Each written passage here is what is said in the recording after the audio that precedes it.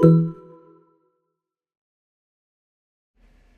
this guide, I'm going to show you guys how to edit Instagram story after posting. Let's get started. First, let's upload a story. For that, click on the option Your Story. Now click the picture or the video or select it from your gallery. Once you do that, at the top you're going to find different options. You can use these to edit your Instagram story, add text, music, filters, stickers, location.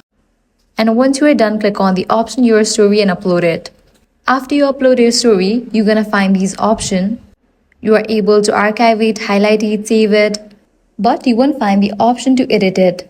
So what you can do is save the story first. For that, click on the option Save and again re-upload it. This way you will be able to add music, stickers, text, filters and upload it again. And that's it. While you cannot edit Instagram story after posting, you can use this trick, and that's it. If this guide helped you out, do not forget to like, share and subscribe.